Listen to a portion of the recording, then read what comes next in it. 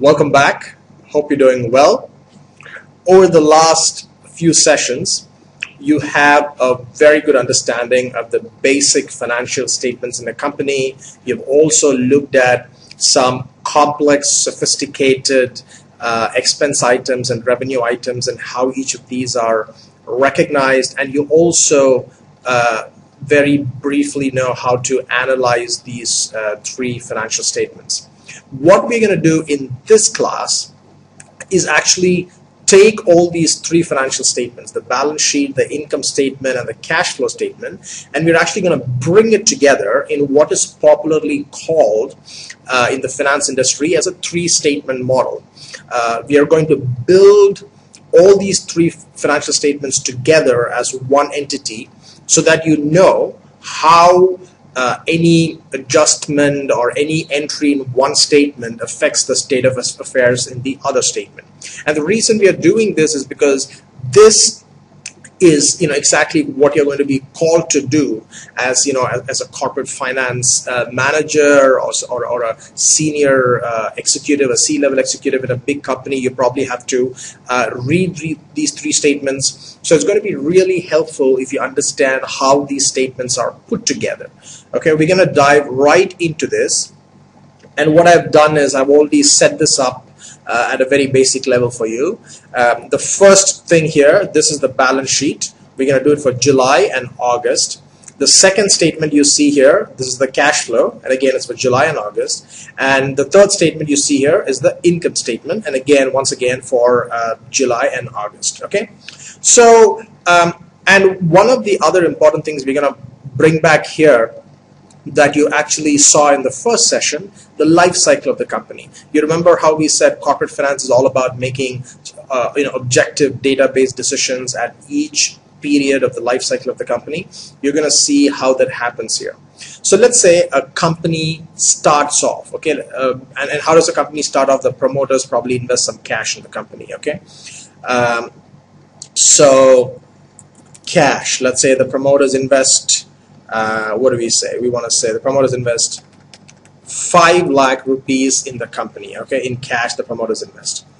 And what is that? That is an asset, right? Cash is an asset. So we'll name these things as we go. So I'm going to do this on the fly. So now if cash went up by 5 lakhs, what is the proportional increase in the balance sheet? You remember a balance sheet has to balance. So what is the proportional increase? It is the shareholders equity is the proportional increase that goes up by 5 lakhs, because on day one, if the starting cash balance in July is 5 lakhs, that's all the shareholders have is a 5 lakhs, and that is it. Are there any changes in the income statement? No, right? Money has been just invested in the company.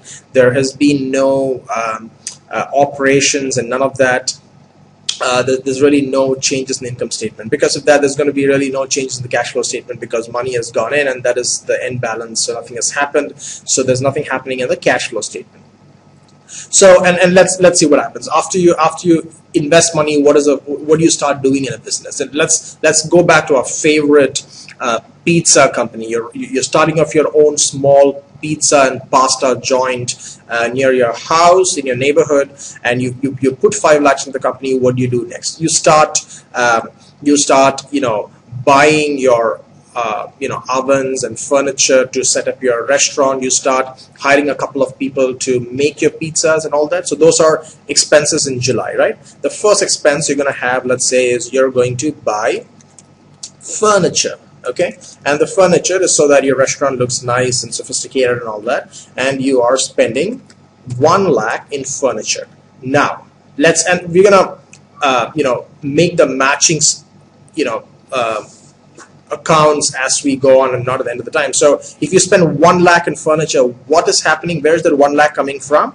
That 1 lakh is coming from your cash balance, right? So at the end of that transaction in July, your cash balance is that 5 lakhs minus this 1 lakh. So your cash just came down by 1 lakh, so your cash balance is 4 lakhs. And typically, this is what your shareholders' equity will also would come down by 1 lakh. So rather than just balancing the balance sheet as we go, what I'm just going to do is I'm going to say total assets here. Okay, total assets. Okay, and I'm gonna sum it up, the total assets. Oops, it's going to be I added the ending cash and the beginning cash, right? You wish you had all that free money, but no, that's the total assets. And we're gonna have something here saying liabilities, and we're gonna have we're gonna put this, and we're gonna say total liabilities. Okay, total liabilities is going to be the sum of whatever we added here, right? And you all know shareholders' equity is really nothing but your total assets minus your total liabilities is shareholders' equity, right? You're familiar with that formula by now, okay? So there we go. So what happened here? Your furniture 1 lakh, cash went down by 1 lakh, so your assets it's 4 lakhs, so your shareholders' equity is 4 lakhs. Now let's say you buy you buy a oven. You have to buy a pizza oven, okay? And what happens? Let's say the pizza oven is another 1 lakh, and there you go. So what happens here again?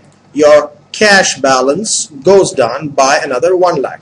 Is that all that happens? There is something. If you are paying attention into this, you probably realize we missed doing something with furniture. Furniture is a long-term asset. The value of the furniture is over a period of time. Similarly, for a pizza oven, so we are supposed to capitalize these expenses. We are not supposed to put down these expenses as 1 lakh in the first year itself, right? You remember that, right? So we're gonna go here to the balance sheet and we're gonna say capex, and the capex of the furniture, I'm just gonna write this in short form, all right? Furniture and oven is how much? 1 lakh plus this 1 lakh is, that's your furniture and your oven, 2 lakhs in capex. Now here what are we going to do? Are we going to record this at the entire 1 lakh and 1 lakh is cost here? Not really.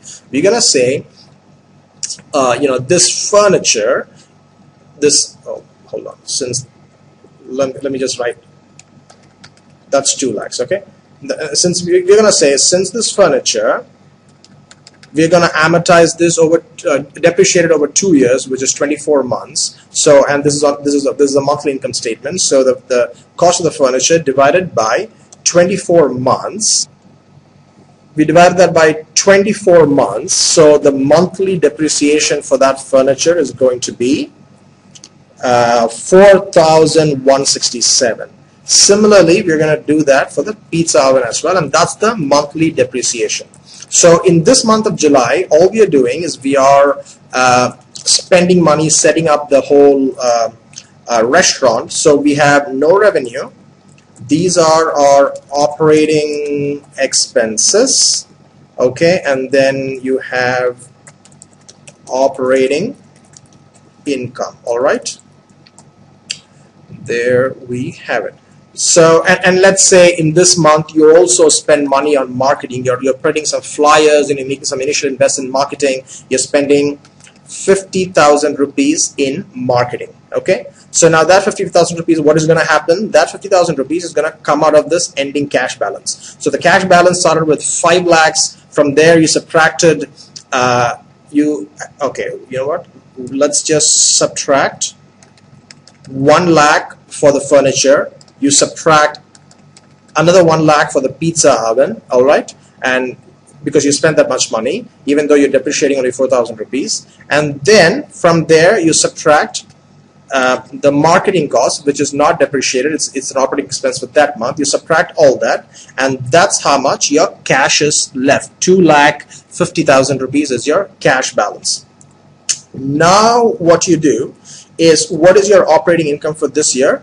Your revenue minus your operating expenses is that you're making no operating income. You're actually making a loss of 58,333 rupees, and that's completely fine because you're just investing in the business. So let's make sure we captured all this here in the balance sheet. 5 lakhs starting cash, you subtracted your oven, you subtracted your furniture, and you subtracted your marketing cost. That's your ending balance. This is the capitalized value of your oven and your furniture. That's 2 lakhs. So your total assets is nothing but your ending cash balance plus your capital expenditure. That's 4,50,000. Okay.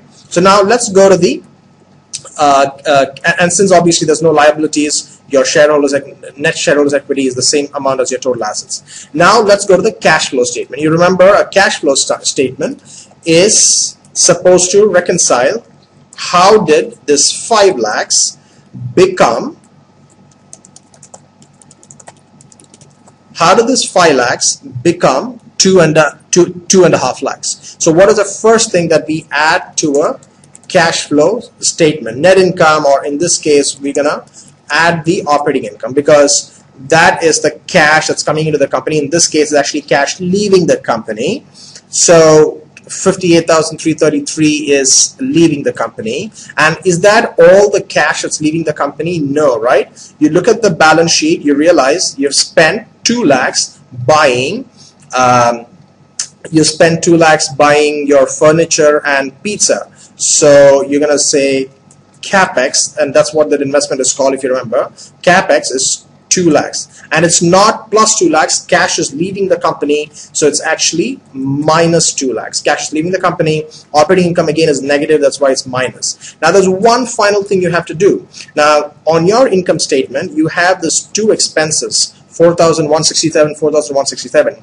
Those are non-cash expenses because they are depreciation. You know, the cash is being paid. This is just the residual value that's being depreciated. So you're going to go back here and add a line in the cash flow statement called depreciation, and you're going to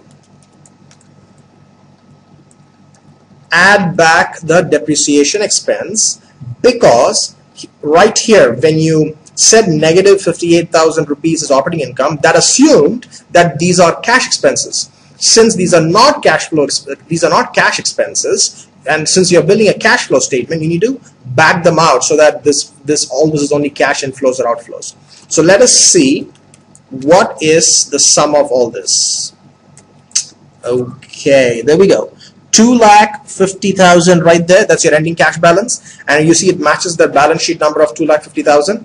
That is it. That is the work of a cash flow statement. So you saw now how when cash entered the company here, what happened in the balance sheet, and then how when cash was spent on an income statement, what happened on the balance sheet, how it got capitalized, how it got depreciated, and finally how the cash flow statement reconciled the difference between the starting cash and the ending cash. Now, what we're going to do is we're going to go into August. And August is like, you've launched the product, and in August you make a revenue of 2 lakh. Okay, August is a great year. You make a revenue of 2 lakhs. You're not going to spend any new money on furniture, but the depreciation stays the same. You remember that, right? Because the depreciation stays the same because it's monthly depreciation, so it's the same amount of depreciation. Let's say you're going to spend 1 lakh on marketing, and let's say you're going to pay some salaries this month, another 1 lakh. Actually, you know what? You'll make a loss then. Let's say you're going to pay 30,000 in salary. So what is your operating expense, your operating income for this year? August, it's actually 61,000. So in July you had a loss of 58,000. In August you turned a profit of 61,667. Now we did all this quickly. Let's go in and see what's going to happen to the balance sheet. Now, the first thing, right? What is your starting cash balance in August? Your starting cash balance in August is nothing but your ending cash balance in July, which is 2,50,000 rupees. Because what cash you had left over on July 31st night is going to be the cash you're going to have when you wake up on August 1st the next day morning, which is why the August cash balance is the same as the ending balance of the previous month. And what's happening here?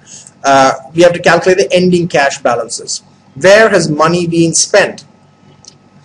Money has been spent on furniture and pizza oven? No. Furniture and pizza oven, you spent the money the previous month. You're spending no money. This is just depreciation, non-cash expense. No cash is going out. You spend 1 lakh in marketing, that is cash went out of the door. So you subtract that from 2,50,000. Where else did you spend money? You spend another 30,000 rupees on salaries. You subtract that as well, cash going out of the door. You're left with 1,20,000. Now let's come to your capex. Are you making any new capital expenditure in August? No, right? You didn't buy any new furniture or pizza oven. But however, the value of your furniture and your pizza oven is not 2 lakhs anymore. Because you depreciated it, you're going to subtract the sum of the depreciation in the previous month to the original value of your asset. So the new value of your asset is only 1,91,667. And that's your total assets. You have no liabilities yet, and your shareholders equity is essentially your total assets right now because you have no liabilities. Now, are we all done here? No, we're not all done, because not only did you spend cash in August, you actually got some cash into the company, right? You got revenue, so you actually got this cash into the company, yeah? So that goes up, and that's your final cash balance. It actually went up from 2,50,000 to 3,20,000. All right. Now let's make sure we have done everything. Revenue came in. We have added that to our cash balance. We had these two expenses. We have subtracted that from our cash balance. We had these two depreciations. We have depreciated that. So the new value of the asset is that. So yeah, looks like we are pretty much covered. Yeah. So let's go here and do the same thing. We try to reconcile the difference. What is the starting cash balance in August? Is 2.5 lakhs. So we are again going to see, how did this 2.5 lakhs become 3,20,000? The first thing we do is you add your operating income. That is, cash coming in from your revenue net of your expenses. And then, did we have any depreciation? Yes, we had some depreciation. We're going to add that back for the same reasons we did the previous month, non-cash expense. Okay. Did we have any capex? Did we spend money on capex? No, not really, right?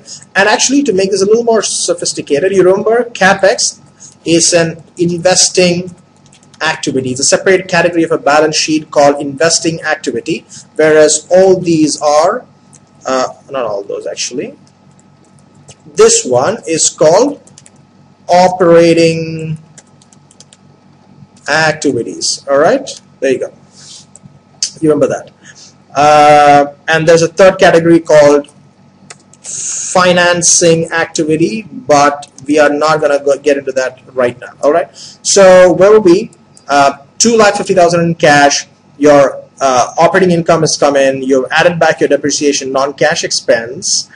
What else do you need to do? Has your capex, the value has gone on because of depreciation that you've accounted for here, then nothing else has happened really. So now let's see what our ending cash balance according to our statement is.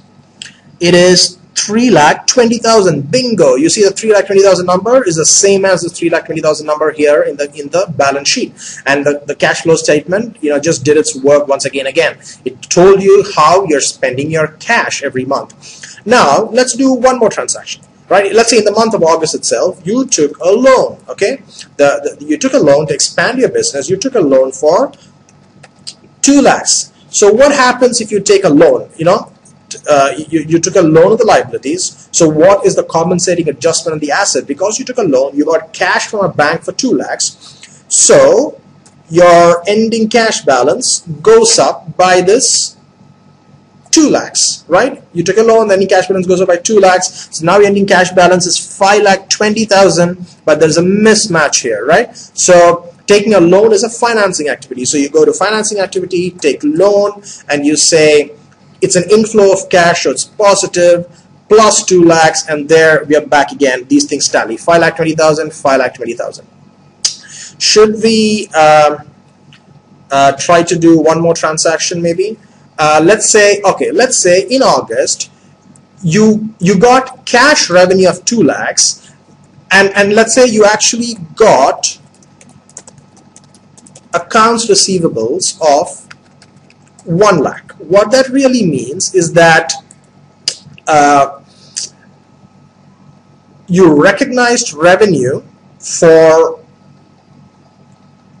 3 lakhs, but out of that you got cash for only 1 lakh, right? So this is where is this account? This is not cash, so your cash balance here does not go up. So what really happens? On your asset column, you actually add a new account saying accounts receivable and add this 1 lakh to that. And there you go. You have your accounts receivable, which is 1 lakh because of this amount right here. But now, because your revenue actually went up by 1 lakh, because accounts receivable, your total revenue is actually 3 lakhs, but 2 lakhs of that is cash. 1 lakh of that is in. You'll get paid next month. So your operating income should go up, right? It's going to be the 2 lakhs plus the 3 lakhs. So your operating income went up by 1,61,667.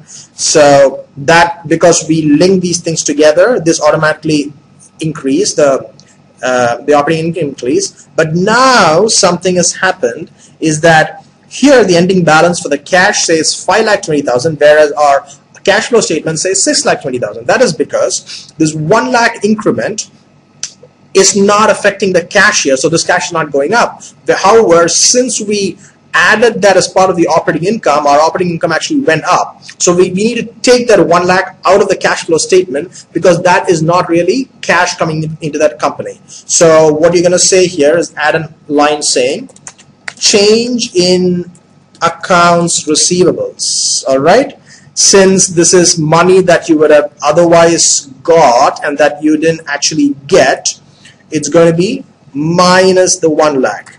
There we go again. 5,20,000, 5,20,000. It balances, and there you go. That is your 3-statement financial model. Now you are going to be rock solid. There's really very little more you need to know in how to build or analyze a model. Once you get this right, you can just do this for any company, almost every scenario, and you're on your way. All right. Thank you very much for taking time. I will see you soon.